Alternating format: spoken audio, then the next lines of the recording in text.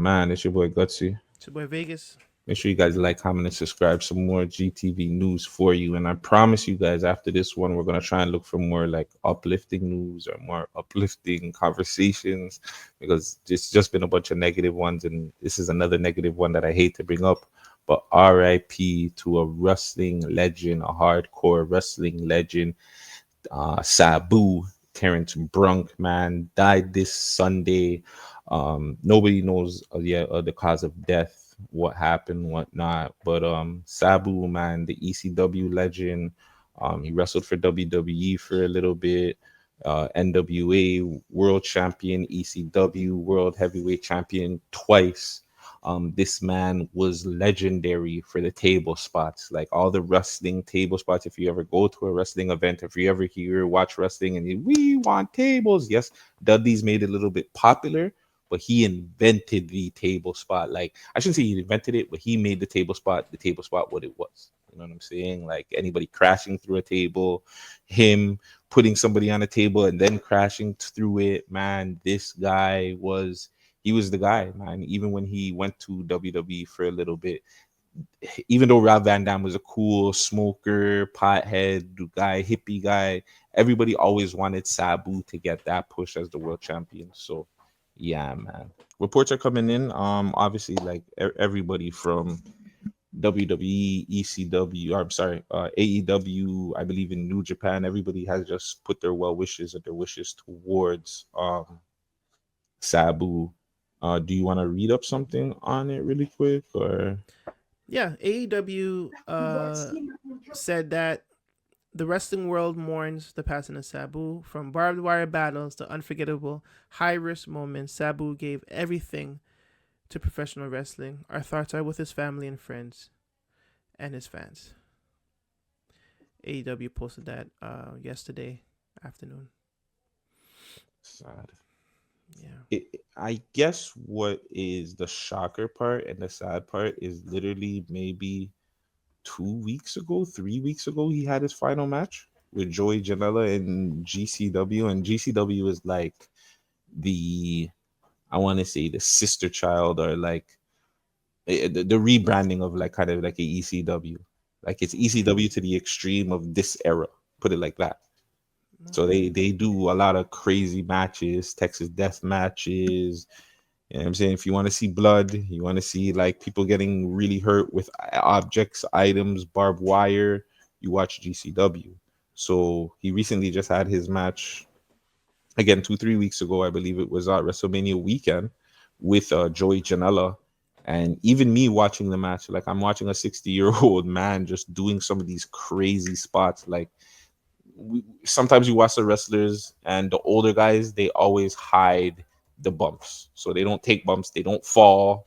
You know what I'm saying? They're not gonna land on their back because like we spoke to Kurt. You know what I'm saying? He said he's done like one match, like the one wrong bump, he can't, like, you know what I'm saying? And he looks in like decent condition, Mm-hmm. but he's not even able to do that.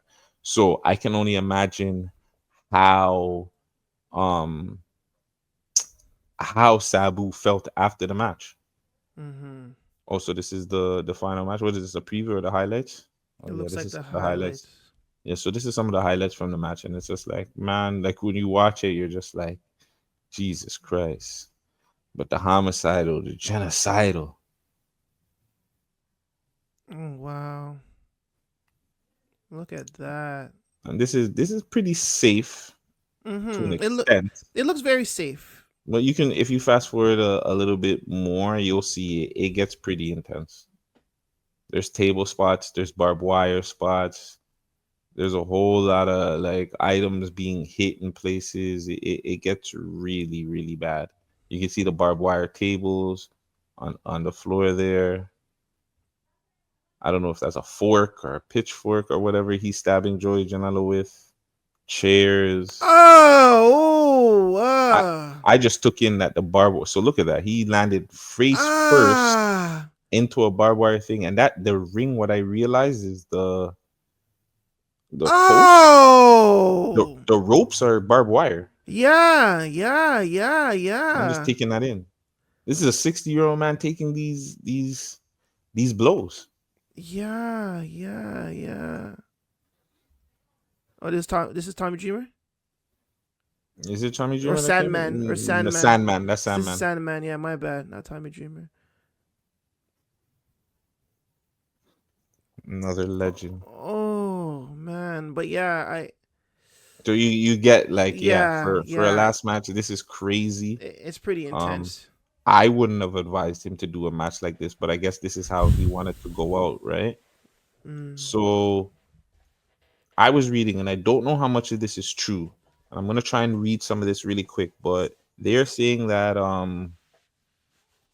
I want to say it's the GCW owner or the guy that runs GCW allegedly drug Sabu to go out there. So I don't know if I guess this is just somebody posting, and I don't know how true this is, but I guess this is somebody speaking to Joey Janela and Joey Janela speaking about that night. And he says, we were an hour into the show, and I said, just get Sabu here. Joey continued. So they gave him something called keratome. I don't know if the Kratom. kratom. You can buy it at a smoke shop or something. It's like a legal opioid or something. They said he's hopping on the bed. He's hopping. Yeah, he's hopping on the bed. He's hopping off the bed, and we're going to get him on to the show. So he shows up 2 hours into the show. Sabu was on a different effing planet. Everyone in backstage was like, "What the f is the match going to happen? My God, did it happen?" He continues, "What do you mean Sabu can't walk?" They said, yeah, Sabu's something with his knees. They're locked up. He can't walk and his feet are bleeding. He's not coming. Sabu's not coming.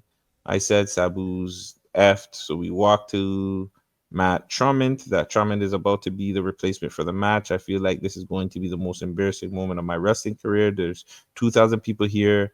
It's one of the biggest spring breaks ever, the biggest crowd mania weekend indie wise, and I'm going to have to go out there and announce Sabu once again no showed and no showed his own retirement match. So it seems like Sabu wasn't even in the right place to do the match, but Mm. because of everything, they kind of forced him out there. Mm. Like, yo, this is supposed to be your final match that you've been promoting. You know what I'm saying? I think it's crazy. I believe over like the last couple of months that there was news of Sabu no showing certain events and no showing certain and taking the money too. Mm. But yeah, I just feel like regardless, at what point does it be about not the show and not entertainment? It's about the person's well-being. And we see this way too many times in the entertainment where it's just like, yo, the person has to tough it out, the person has to do this and continue to go on with the show. I don't know if you remember me showing you JD McDonough when he did the backflip and his head bust on the announce table, and he Yes. still continued to wrestle and he Yeah. punctured a lung. Mm. So yeah, and he hit his head. Mm. So it's like, yeah, I think at some point it has to stop being about the entertainment and it needs to be about the person's well being, especially in such a brutal sport. Like I know people think wrestling's fake and shit like that, but that hardcore match wasn't really that fake. No, man. Like, regardless, like maybe the hits and the bumps didn't look like it, but the actions of getting into that barbed wire, of getting hit with that chair, like that felt real. And man, 60 years old, farewell match. I mean, shit, man. Especially knowing that he has like drug issues. And I believe it's, I was just quickly doing some quick research. He's been through some drug stuff before, like 10 years ago. So it's just like, you're putting him back into that situation where his body might not even fucking handle it. You know what I mean? He might not be able Mm. to take that anymore. Like he's, come on, man. I think the promoters need to do better. Like they need to just pretty much do it. Why aren't isn't there? And I don't know if there is, but like why isn't there somebody like, in boxing when you check the man's glove, you good, like what I'm Well, saying. that would be the referee, But but the what about a referees, pre-match thing? What about a pre-match referee. checkup? Yeah, I like a think that pre-match. that's the booker, so that becomes the booker. So the promoter or the Mm, booker who's doing the show, it has to be up to them to be like, bro, this person is intoxicated. I can't let them go on. But at the same time, and I'm not okaying it. When you're the promoter, you're the booker, you're in a Vince McMahon spot. You have to put on the biggest match that people want to see. the big match is that was the selling point. That was the main event. Was Sabu's last match, his retirement match, and like I don't know if it was a death match, Texas death match against Joey Janela. So now, who do you? Let's just say he can't get out there. What do you do, or who do you do? Like, I think at that time you have to really call a business call and be like, fam, I have to take a L. I think that's when the time where you're just like, bro, like, I love you, Sabu. I love everything that you've done for the industry, but I'm not putting you out there. Yeah. This actually happens many times in wrestling for some strange reason. Where they Like, over wrestle, like they wrestle past their point. no, Oh. where niggas shouldn't wrestle, but they'll still send them out there. There's a Mm. situation, you don't have to pull it up, but when you get some free time, go look up Jeff Hardy versus Sting in a main event match for TNA. Jeff Hardy was fucked, respectfully. Mm. Like, he was like out of it. He didn't know what he was doing. They still sent him out there to go wrestle because it was the main event. It's just like, what do you do? This is a live taping, like, or not a live taping, a live recording, whatever you want to call it. It was just live. Everything was live. It was a pay per view. This is a big angle that they've been working on for months. Jeff Hardy comes in and he's drugged out, he's drunk, whatever the case may be. Bro, call an audible. Whatever you have to do to figure out a way to get him off, that, like, go make a backstage friggin' skit and vignette that somebody took him out, and Mm. that person that took him out is the one that's going to be defending the title. But don't Mm. send the man out there knowing that, bro, he can endanger himself, he can endanger the ref, he can endanger his opponent, and he can endanger the fans. Yeah, that's true. So I think it's, yeah, I think wrestling needs to take a step back now, and it's just like, we get it, money's being made, you guys have to promote it, but yes, we need real doctors and real people out there to say, hey, this person can't wrestle. Like, I'm sorry, guys, you'll get your money back or whatever, we'll work something out, but we are not sending that person out there to wrestle. That's Mm. crazy. No, that is crazy. One more thing about this before we get off of it, and I don't know if you have any Hmm. more to say about this. How much blame do you put now on the promoters when a situation like this happens? Especially given that it's been less than a month. I think it was April 16th that match was, or what I guess was aired. It's May 12th now. It's less than a month. You got to put all the blame on the promoters. You have to put a lot of blame on them, which is just like, at what point, when do you say no? When does it become, we talk about this all the time too. It's like, there's Instagram, there's social media, there's the life that you live on social media, there's the life that we portray as the Mandem Show, as Gutsy, DJ Las Vegas. But even though we are a certain way on camera, we are still human beings. We still understand, like, yo, there's the Mandem Show and what we like to promote and what we like to do, and then there's a side of us that are like, we talk about it, like, we don't like to interview or do certain things with people because we feel like it's very tricky. Like, it's a very thin line between realism and friggin' whatever everything else is. And I think that's Reality, I where, guess. Reality. Like realism and like sim life, I guess. I yes, always call it that. Fuck it. yeah, sim Real life. life and simulation. So this is, but and they're very, it's right there. So it's like, I don't know, like, some people just care about the bag, some people just care about the entertainment, some people just care about the show going on, whereas others care about more. Others care about that person's well-being, that person, are they in a good condition. It's the reason why a lot of times I didn't interview a Blicky or just Shane that's out there. Is a lot of these people, I feel like they should get help instead of actually getting interviewed. But to an entertainment side, is just like, I know I would have a entertaining ass interview with them too. Yeah. So, but yeah, to Sabu and his family, condolences, you know what I'm saying, to his friends and family and his fans.